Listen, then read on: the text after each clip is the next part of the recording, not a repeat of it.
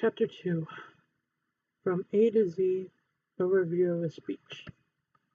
Public speaking is an applied art, and every speaking opportunity, including that provided by the classroom, offers you valuable hands-on experience. To help you get started as quickly as possible, the chapter previews the steps involved in putting together any speech or presentation. Subsequent chapters expand on these steps. Analyze the audience. Figure 2.1 illustrates the process of preparing for a speech. The first step is to consider the audience, how their interests, needs, and opinions will influence your responses towards a given topic, speaker, and occasion. Audience analysis is a process of learning about audience members' attributes and motivations through techniques such as interviews and questionnaires. For a brief first speech, however, gather what information you can about the audience in the time allotted.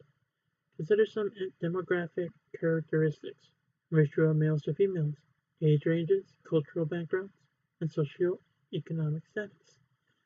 Take into account these characteristics as you select your topic and draft your speech, focusing on ways you can relate it meaningfully to your audience.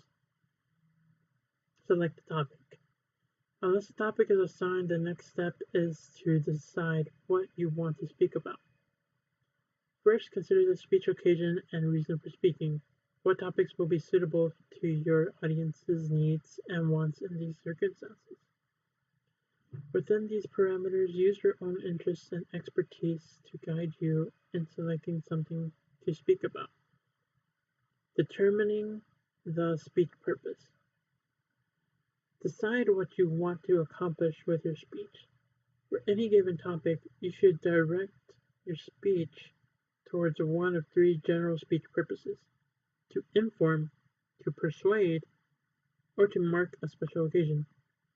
Thus, you need to decide whether your goal is simply to give your audience information about the topic, or to convince them to accept one position to the exclusion of the other position, or to mark a special occasion such as a wedding, funeral, or awards event.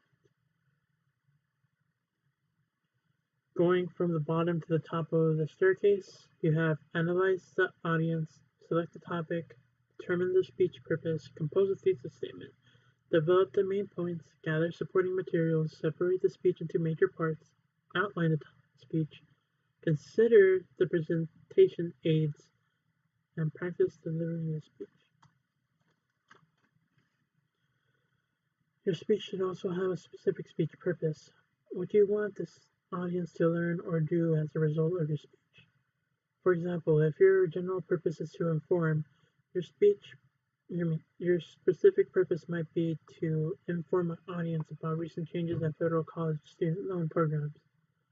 If your general purpose is to persuade, the specific purpose might be to convince my audience that they should support improving government aids to college students. Compose a thesis statement. Next, compose a thesis statement that clearly expresses the central idea of your speech. While the specific purposes focuses your attention on the outcome you want to achieve with your speech, the thesis statement concisely identifies to your audience in a single sentence what the speech is about. General purpose: to inform. Specific purpose: to inform my audience about 3 critical steps we can take to combat identity theft and maintain identity security. The thesis statement: the best ways to combat identity theft and keep yourself secure are to review your monthly financial statements, periodically check your credit report, and secure your personal information in both digital and print form. From the point forward in the development of your speech, refer to thesis statements often to make sure that you're on track to illustrate or prove it. A quick tip: speak with purpose. To ensure that the audience learns or does what you want them to as a result of your speech, keep your thesis and speech goals in sight. Write your thesis statement and general specific speech purposes on a sticky note and place it on the edge of your computer screen. It will be an important guide in developing your speech. Develop the main points. Organize your speech around 2 or 3 main points. These are the primary pieces of knowledge in an informative speech, or the key claims in a persuasive speech. If you create a clear thesis for your speech, the main points will be easily identifiable, if not explicit. The best way to combat identity theft and keep yourself secure are to review your monthly financial statements, periodically check your credit report, and secure your personal information in both digital and print form. Number 1 would be review your monthly bank statements, credit card bills, and similar financial records to be certain that you are aware of all transactions. 2. Check your consumer credit report at least twice a year. And 3. Keep your personal identifying digital and print information secure. Gathering supporting materials. Illustrate the main points with supporting materials that clarifies, elaborates, and verifies your ideas. Supporting material potentially includes the entire world of information available to you, from personal experiences to every conceivable kind of external source. Plan your research, your topic, to provide evidence for your assertions and lend credibility to your message. Separate the speech into major parts. Every speech will have an introduction, a body, and a conclusion. Develop each part separately and bring them together using transition statements. The introduction serves to gain the audience's attention and interest by introducing the topic and speaker and alerting the audience to your thesis. The speech body contains the speech's main points and subpoints, arranged to support the speech's thesis. The conclusion restates the speech thesis and reiterates how the main points confirm it. Outline the speech. An outline is planned for arranging the elements of your speech in support of your thesis. Outlines are based on the principle of coordination and subordination, the logical placement of ideas relative to their importance to one another. Coordinate points are of equal importance and are indicated by their parallel alignments. Subordinate points are given less weight than the main points they support and are placed to the right of the points they support. I'm going to read the developing speech parts. Introduction.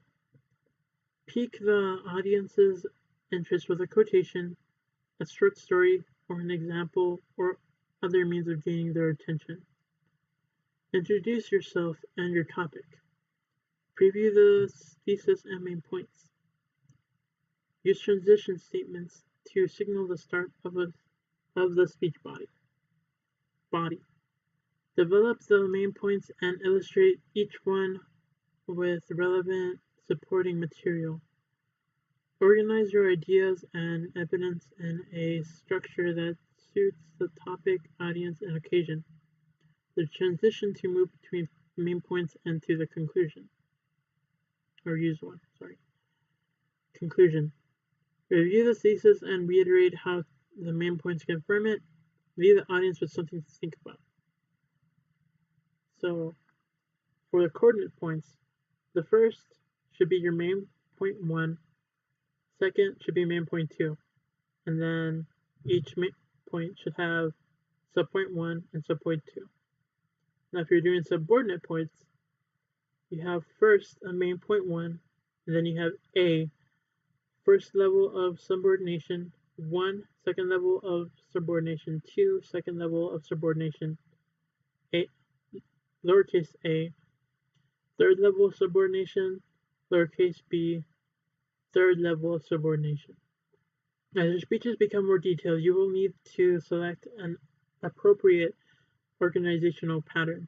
You will also need to familiarize yourself with developing both working and speaking outlines. To allow for the full development of your ideas, working out lines generally contain points stated in a close to complete sentences. Speaking outlines are far briefer and use either short phrases or keywords. Consider presentation aids. As you prepare your speech, consider whether using visual, audio, or combination of different presentation aids will help the audience understand your points. Practice delivering the speech. Preparation and practice are necessary for the success of even your first speech in class. You will want to feel and appear natural to your listeners, an effect best achieved by rehearsing both the verbal and non-verbal delivery of your speech. So practice your speech often. It has been suggested that a good speech is practiced at least 6 times for 4 to 6 minutes speech. That's only about 1.5 hour, figuring in restarts and pauses, actual practice time. Quick tip. Be aware of your nonverbal delivery. Audiences are highly attuned to speaker facial expressions, gestures, and general body movement. As you rehearse, practice smiling and otherwise animating your face in ways that feel natural to you. Audiences want to feel that you care about what you're saying, so avoid a deadpan or blank expression. Make eye contact with your practice audience. Doing so will make your audience members feel that you recognize and respect them. Practice gestures that feel natural to you, steering clear of exaggerated movements.